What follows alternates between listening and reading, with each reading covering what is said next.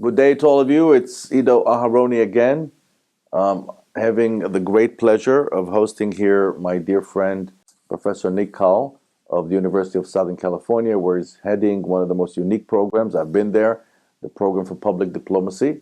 He is one of the world's greatest experts on this issue, and he is a frequent speaker at our NYU's conference.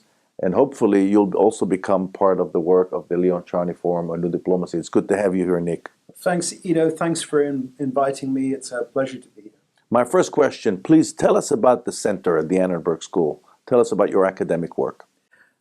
I direct the master's program in public diplomacy, which was established, it would be about 14 years ago now, as a professional program to train young people who want to be part of the communication aspects of diplomacy. So they want to go out, make the world a better place by helping international actors to communicate. Which is essentially the definition of new diplomacy. Absolutely. I think now so often we see that nation states are in a stalemate, so somebody has to come to the field with something new. And maybe people-to-people diplomacy, maybe city-to-city, maybe this is a place, an area where we can move things along and build new kinds of partnerships. So there are two different, when people say diplomacy, in my experience, they refer to two different things. Yeah. There is diplomacy in the context of high policy, yes, and there is diplomacy, the practice. The occupation, right. If you made the profession. I wish people would recognize it as a profession. Right now it's being recognized as an occupation. But what do you see as the key to the training of better diplomats in the future? Well, first thing to say is that when people hear I'm interested in diplomacy, they expect me to be polite. So there's like a popular meaning of diplomacy, which isn't necessarily, shall we say, it raises people's expectations. The lesson number one for me is, if you're going to communicate, listen first. And you would have thought that everybody who had a mother knew that. But it turns out, whether your mother told you or not, you get to a stage in life, you get to a level in your government, and people forget to listen. They remember to speak, but they forget to listen, they forget to think. What's the context in which this communication is taking part? So, for me, the starting point of diplomacy, however you define it, has to be a listening process, and that we move forward from that. And what about the incorporation of new skill set, digital literacy? The big growth area in public diplomacy studies is around research into new media and Twitter, Facebook, Instagram, all these people are studying how countries develop their digital profile, how countries reach out.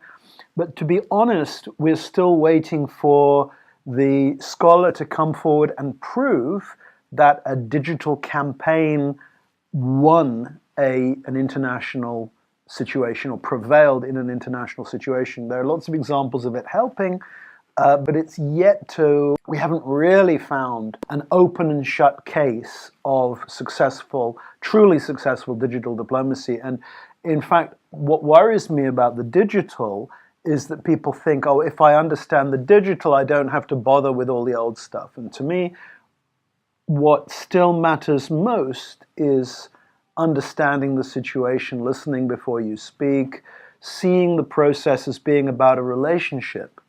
And the worst thing with digital is when people, and I can think of some governments, that they say, well, we want to use digital to win. And one of the lessons of diplomacy is you don't win relationships. If you try to win your relationships, you're psychotic.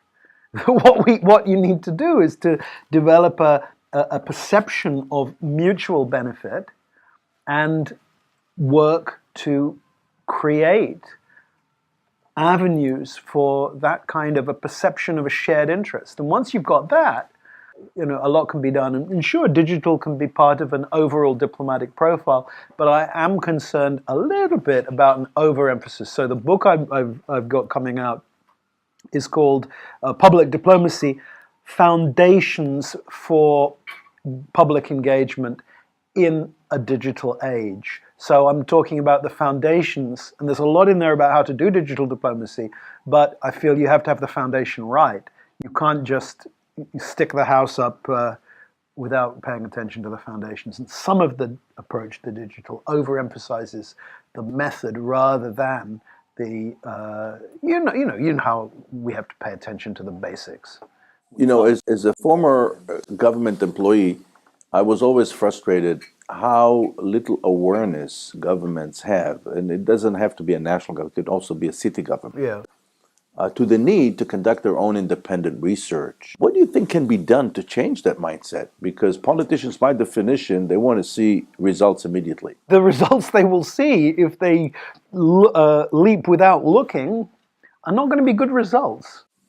Hence, Brexit. Hence, yeah, no, but this is a big screw up. But to be honest, there are multiple failures of public diplomacy in Brexit, and one of the problems in that situation is that for many years the European Union did not explain itself to Britain. So you have the European Union not explaining itself to Britain, and you have different British leaders not explaining the European Union to their own publics. I can understand why Margaret Thatcher, back in the day, would not say X and Y good things have happened, and that has to do with the European Union. But why Tony Blair didn't credit the European Union for successes and positive changes in the UK, that's kind of unforgivable, because his public diplomacy strategy in the about 2008, it had Britain partnering with the European Union was one of the major things that the UK talked about. But it didn't talk about it. How are British people going to be aware of the benefits of the European Union? So I see it as a massive failure of public diplomacy, and I hope that that other countries, in order to avoid the mess, that they'll look at us and say, well, how do we not end up like the UK? And keeping the people with a major diplomatic commitment like the European Union, that had to be an ongoing process. Look, let me tell you something they could have done, because it's easy for me to just sit here. If you look at how citizenship in a nation is built, partly it's through classes in school, and things like the badges that you earn in the Boy Scouts. There's no Boy Scout badge for knowing the European Union, but that's the sort of thing you need in the British Boy Scouts, is a little European Union badge, and then people would feel part of it, aware of it, they'd have got something back from it.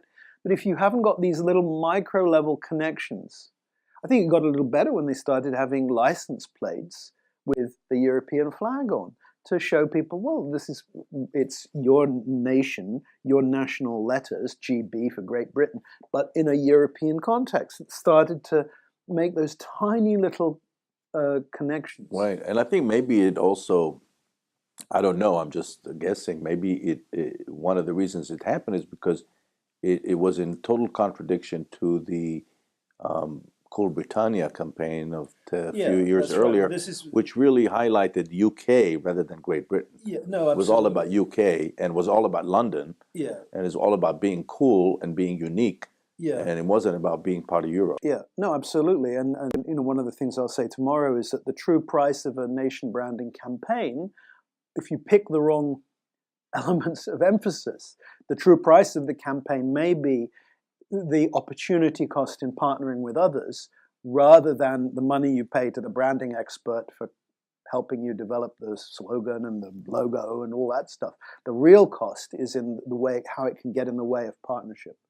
And I think that Blair realized Cool Britannia, or the elements of that in his policy, were getting in the way, and so he walked away from that to a policy based on cooperation. And then we then moved from that to the Great Campaign. But the real problem in the UK is the underlying sense of the country, that British people have a sense of the country as being different from other European countries, that we still tell stories about how we saved the world in World War II, that we haven't had to think about the dark places in our national history. It's not that we don't have them. It's that we didn't have to talk about them in the way that the French or the Italians or the Germans had to live with problematic aspects. And so I think that Brexit, in a way, reflects an approach to British national identity which overemphasizes our specialness. And it's like we feel so special that we can't be part of a community. So in a way, we're to be pitied for not being able to cope with, being part of what's actually a pretty terrific project if thought through appropriately. Let me ask you one final question. We're talking a lot about public diplomacy. You're probably one of the best people in the world to have the perspective about who's doing it right. Right. Who's doing it right or close to doing it right? There are the institutional foundations in Britain, I think, are pretty good. That an organization like the British Council, or in Germany, the Goethe Institute, they're great at doing the cultural diplomacy. And if you look at international broadcasting, I remain impressed by what the BBC is doing, by what Deutsche Welle is doing, by what France 24 is doing. So I think that the mechanisms of European public diplomacy are strong and are worth studying. To me, the tragedy is US public diplomacy, because they have some of the best trained people in the world, but right now, I don't think they're getting the best instruction. I would hope that at some point, the United States can be back in the position that it had in the Cold War, that it had during World War II, even back during World War I, where it was articulating a vision of the future that was so attractive. Not only the Allied countries could say, yeah, that's something we'd like to be part of, but the adversary countries could kind of catch the dream as well. And I don't see anybody doing that effectively right now, and certainly I don't see the United States doing it. So I'm more aware of the defects, but I think the fundamentals in the systems of public diplomacy of the Europeans, I would stand by those being admirable and a good model for others who are looking at how do we get public diplomacy developed for our international actor. Well, thank you so much for this insightful interview. It's always a pleasure. A pleasure to be here and to be able to catch up with you, Ido. And I'm sure that our students will benefit a great deal from this. Thank you so much. Pleasure. Thank you.